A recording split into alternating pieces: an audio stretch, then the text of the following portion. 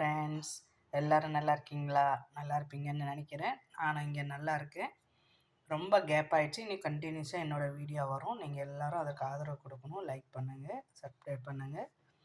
நம்ம இன்றைக்கி பார்க்க போகிறது வந்து பச்சை கொத்தமல்லி துவையல் சொன்னேன். தேவையான பொருட்கள் என்னென்னு பார்த்துடலாம். வரமிளகா 4 எடுத்து வச்சுருக்கேன். கொஞ்சோண்டு புளி எடுத்திருக்கேன். பூண்டு 4 பல் எடுத்து வச்சுருக்கேன். தேங்காய் நான் கீனி எடுத்து வச்சுருக்கேன். நீங்கள் திருவுனதும் சேர்த்துக்கலாம்.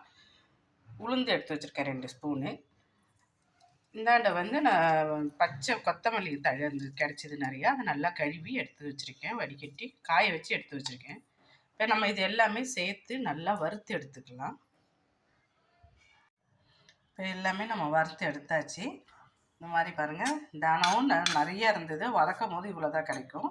அதையும் நல்லா இதேமாரி வதக்கி எடுத்துக்கிட்டேன். இப்போ நல்லா ஆறிடுச்சு. நம்ம மிக்ஸி ஜாரில் அரைச்சி எடுத்துக்கலாம். நான் அரைச்சிட்டு இப்போ காட்டுறேன்.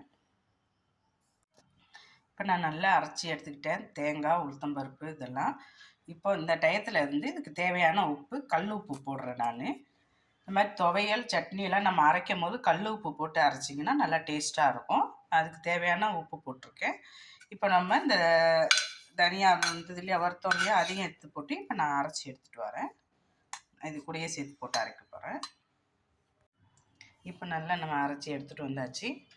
பாருங்கள், நல்லா கட்டியாக இருக்குது. நீங்கள் அம்மி இருந்தால் அம்மியில் கூட அரைச்சிக்கலாம். நான் மிக்சியிலே தான் அரைச்சேன். என்கிட்ட அம்மி இருக்குது, ஆனால் நான் மிக்சியில் தான் அரைச்சேன். இது கட்டியாக இருக்குது. இந்த உங்களுக்கு வந்து துவையலாக கட்டியாக வேணும்னா நீங்கள் இதை மாதிரி எடுத்துக்கலாம். இல்லை உங்களுக்கு சட்னி மாதிரி வேணும்னா அந்த மிக்சியை கழுவுனதை அரைச்சி அந்த தண்ணி இருக்கு இல்லையா, கழுவுற தண்ணியை கூட நீங்கள் அதில் ஆட் பண்ணி சட்னியாக கலந்துக்கலாம். அது உங்கள் சாய்ஸ், எப்படி வேணுமோ அந்த மாதிரி எடுத்துக்கலாம்.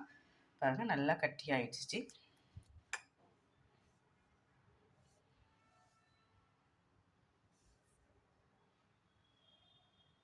நான் அதை வந்து சுடு சாதத்தில் பிசைஞ்சி வச்சுருக்கேன். நெய்யோ எண்ணெயோ போட்டுக்கலாம், உங்களுடைய சாய்ஸு. நான் நல்லெண்ணெய் போட்டு பிசைஞ்சி எடுத்து வச்சுருக்கேன். கூட வந்து சாப்பிட்றதுக்கு அப்பளப்பூவு. இது வந்து முள்ளங்கி சப்ஜி பண்ணினேன், ரோட்டிக்கு பண்ணினேன். அதனால அது கொஞ்சம் பாக்கி இருந்துச்சு, அதை எடுத்துக்கிட்டேன். இதில் வந்து 2 in 1 நீங்கள் யூஸ் பண்ணிக்கலாம். அந்த சட்னியோட மிக்ஸி கழுவி அந்த தண்ணி கூட இருந்துச்சுயா, அது கூட எடுத்து நீங்கள் சட்னியாகவும் யூஸ் பண்ணிக்கலாம், கட்டியாக வேணுன்னா துவையலாகவும் யூஸ் பண்ணிக்கலாம். அதனால் இது 2 in 1 நம்ம வச்சுக்கலாம்.